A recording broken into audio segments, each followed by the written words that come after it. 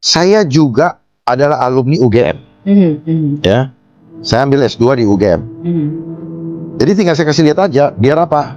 Biar tidak memakan energi bangsa. Yes. Ya, supaya kita fokus kepada masalah yang lebih penting daripada sekedar ijazah. Ya, kalau kita melihat dari itu adalah produk. Nah, tapi kalau mau kita selesaikan secara internal di lembaga pendidikannya sendiri ya UGM, maka di situ ada namanya Dewan Etik. Dewan Etik dan ada Dewan Guru Besar. Tinggal diuji dan terbuka. Artinya terbuka gini, supaya rakyat tahu. Karena ini masalahnya trust issue. Rakyat tidak bisa diyakinkan hanya dengan penjelasan daripada orang yang katanya punya otoritas menjelaskan, seperti misalnya rektor. Institusi Polri paling pandai membuat sebuah rekayasa. Kalau bahasa saya kan begitu. Apa sebab? Siapa yang nggak ingat dengan rekayasa Jessica? Statement Pak Didi keras nih. Betul saya. Rekayasa Sambo, rekayasa menghentikan juruan, ya kan? Antara identifikasi dengan autentifikasi itu beda. Identifikasi itu adalah mengidentikan sebuah ijazah sama pembanding dengan ijazah yang lain. Tapi kalau autentifikasi itu harus diikuti oleh langkah-langkah berikutnya. Dipanggil Pak Kasmujo untuk diuji dan dia udah mengaku saya tidak tahu atau membantah. Transkrip nilainya harus diuji dari semester 1 sampai terakhir. Sementara di medsos beredar bahwa dia itu terdaftar cuma 81 dan 82 uang kuliahnya yang dibayar. Sementara 83, Ini data yang di mana nih? ada di medsos sudah beredar. Oh, di medsos beredar itu. Saya dapat berita ini dari TPUA, ya kan? Bahwa uang kuliah dia itu dari 82, jadi dia bayar cuma 2 semester. Pada saat itu ada pembagian jurusan, kalau nggak salah pendapat daripada Profesor Leonard Yusuf, Profesor Yusuf, mereka menyelidiki. Semester berikutnya nggak ada lagi, nggak terdaftar lagi. Yang diyakini oleh Prof. Yusuf Yusuf itu DO gitu. Ya, DO. Ya. Berarti kesimpulan dia ini Pak Jokowi maka juga DO gitu ya. Maka dia kan ada pengakuan Jokowi, dia IP-nya cuma 1,9. Ya kan? Berarti waktu itu pembagian jurusan, berarti dia dapat jurusan dan dia tidak melanjutkan. Ada kemungkinan dia DO. Dia mendaftar. Sudah itu kan beredar juga. Kita nggak bisa menafikan medsos ini adalah informasi yang paling cepat. Penerimaan Supermarun nggak ada daftar nama Jokowi. Katanya ada? Nggak ada cuma 5 Joko tapi tidak ada nama Jokowi. Berdasarkan dari informasi yang Mas Bro miliki gitu, pasar Pramuka ini sebenarnya dibakar atau terbakar, Mas Bro? Dibakar. Sengaja dibakar. Boleh cerita tidak, Mas Bro, kenapa? Ya, pada tentang belum terjadi apa-apa. Setelah terjadinya itu ijazah palsu, pada bulan kemarin 2004 terjadi kebakaran sih. Tapi yang saya ingin tanyakan, benarkah Pak Paiman pernah punya toko di pasar Pramuka Pojok? Paiman pernah. Pernah. Dan kira-kira itu tahun berapa sampai tahun berapa? Kalau Mas Bro mengetahui Pak Paiman ini punya toko di sini. Saya ingat Mas Bro. 2010, 2012 masih. Lantas Pak Paiman, apakah punya satu toko saja atau punya 2 toko? Iya, dari depan tidak kebakar. Punya 2 toko Pak Paiman. Pada saat pedagang ataupun pemilik kios di pasar Pramuka ini katanya sempat ditawari uang untuk meninggalkan ataupun untuk mengosongkan kios. Apa benar, Mas Bro? Betul, itu dari perorangan. Yang punya tanah sini maksudnya. Yang punya tanah sini. Berapa, Mas Bro, kalau misalkan boleh tahu? Saya kurang tahu. Saya dengar cuma ada uang penggantian aja. Selanjutnya, benarkah Mas Bro banyak ijazah palsu yang dicetak di pasar Pramuka Pojok? Banyak. Dari tahun berapa, Mas Bro? Ini memang jaringan udah lagi merah. jaringannya? Udah Ibu ya, semua ada proses kenapa ini? Jadi rahasia umum Ya. bahwa pemalsuan dokumen apapun bisa di pasar Pramuka Pojok. Kira-kira dokumen apa saja Mas Bro selain ijazah yang bisa dipalsukan di pasar Pramuka Pojok? Ya, dan lain-lain Mas. Setelah saya lihat secara kasat mata, memang beda lah antara sosok Pak Jokowi dengan foto yang ada di ijazah. Bung Denny Iskandar itu bercerita kepada saya bahwa beliau itu heran kenapa foto di ijazah Pak Jokowi yang dilegalisir basah tersebut berbeda dengan sosoknya Pak Jokowi. Ada kecurigaan beliau itu yang disampaikan ke saya, dan memang sangat mungkin Gibran ini menderita beberapa penyakit kejiwaan. Dia menyebut skizofrenia, menyebut obsessive compulsiveness, dia sebut lagi psikopat, dia sebut lagi addicted. Jadi 4 bahasa yang saya dapatkan: addicted terhadap Syahrini, kemudian skizofrenia, kerusakan jiwa yang akut parah, kemudian juga psikopat, ya. Berarti itu orang psikopat ini kan bisa berbuat hal-hal yang aneh gitu. Jadi dia punya ada obsesi tertentu, membayangkan tertentu Syahrini dan lain sebagainya kan. Nah, Dr. Tifa mengatakan ini orang yang sudah mengalami gangguan kejiwaan menurut dia. Apalagi dia lihat mata Gibran itu kan, perih dia lihat matanya. Bayangkan anak 37 tahun sudah bilang matanya udah turun banget kan sebelah kirinya. Kenapa? Bisa jadi dia nggak bisa tidur setiap saat. Nah, karena itu ketika dia mengalami gangguan kejiwaan, maka bisa jadi dia tidak lagi memenuhi syarat yang dimaksudkan pasal 169 huruf E, yaitu mampu secara rohani untuk menjadi wakil presiden. Bagaimana mungkin kalau dia punya masalah, dia memimpin kita, dia memimpin dirinya saja dia bermasalah.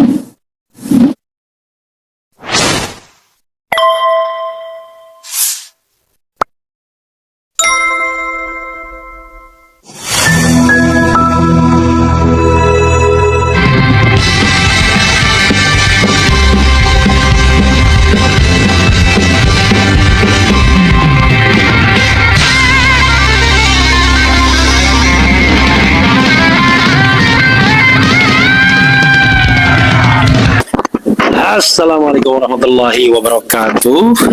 Sobat RH sekalian, jumpa lagi kita di channel yang keren ini. Keren, cadas. Ya, sobat RH sekalian, saya ambil satu video yang bagi saya juga menarik. Sayang kalau kita lewatin begitu saja. Soal nasihat dari Agim ya kepada Fufu Fafa ya. Fufu Fafa, Fufu bendera. Jadi sahabat sekalian, dia memberikan nasihat ini, tapi saya harus menjaga jarak dulu ya biar dia harmonis ya. Ya, saudara sekalian, Fufu Fafa itu Agim mengatakan menasihati Fufu Fafa supaya gentleman dan mundur saja, minta maaf, jangan bohong katanya. Ya, coba kita lihat dan kita bacakan ya, walaupun tidak ada, dan kebetulan tadi saya baru bangun tidur ya, tidak ada salahnya kita mengupdate ini ya, karena menarik ya. Berpesan ke pemilik Fufu Fafa,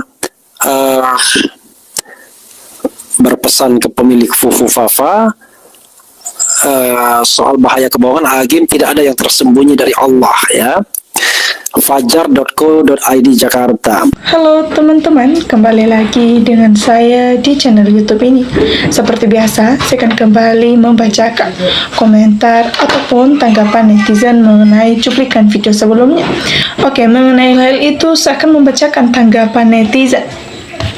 Dari yang pertama, di sini netizen mengatakan, dari 2014, saya sudah curiga akan sepak terjang Jokowi dan saya tidak pernah memilihnya. Sekarang strategi Gibran akan mengulang strategi bapaknya. Bagaikan diberikan perumpamaan buah jatuh tak jauh dari pohonnya. Mungkin itu yang dilakukan Gibran untuk melanjutkan kepemimpinannya seperti trik yang digunakan oleh ayahnya. Jokowi mulai menua karmanya, selain kebohongan mengancar dibongkar, dia juga dibully dan dihujat habis-habisan. Yang lebih dahsyatnya lagi, dengan kasusnya yang viral ijazah palsu, apalagi keengganan dia menunjukkan ijazah yang dia miliki, tidak akan percaya, tetap dituding bohong, kecuali para ternak pemujanya. Nanti mesti muncul orang-orang mengatasnamakan teman Jokowi, padahal itu orang misterius, orang bayaran Jokowi. Oknum satu keluarga, satu negara Indonesia pro kontrak, remuk-remuk rakyat jelata. Tolong para elit negara intelek untuk segera menindaklanjuti. Kemudian dari netizen kembali menambahkan, pada tahun 1080-an, KKN UGM biasanya dilakukan oleh mahasiswa pada semester 7 atau 8 dengan durasi sekitar 2-3 bulan. Mahasiswa diharapkan untuk melakukan kegiatan pengabdian masyarakat, penelitian atau pengembangan masyarakat di daerah yang ditentukan oleh UGM. Syarat IPK untuk mengikuti KKN UGM pada tahun 1980-an mungkin berbeda, tergantung pada fakultas dan program studi. Namun pada umumnya, mahasiswa diharapkan memiliki IPK yang cukup baik, biasanya minimal 2,5 atau 3,0. Sistem pendidikan tinggi kehutanan pada tahun 1980-an di Indonesia memiliki beberapa jenjang seperti sarjana muda biasanya ditempuh dalam 3-4 tahun dengan gelar Bachelor of Science, sarjana muda kehutanan. Lebih masuk akal lulusan sarjana biasanya ditempuh dalam 4-5 tahun dengan gelar insinyur. Lebih masuk akal lulusan sarjana muda itu pun jika lulusan melihat transkrip nilai dengan jumlah SKS yang sedikit dibandingkan SKS sarjana.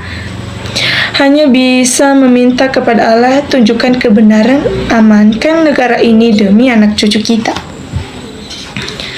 Jokowi memakai relawan atau para pendukungnya untuk memecah belah bangsa dan negara Indonesia, memecah belah rakyat di NKRI ini.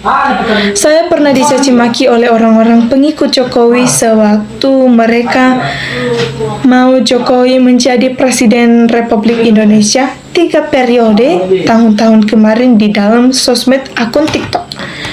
Saya dibenci maki dengan berbagai macam kata-kata karena saya menolak melarang dengan keras bahwa Jokowi tidak dibolehkan menjadi presiden 3 periode pada waktu itu.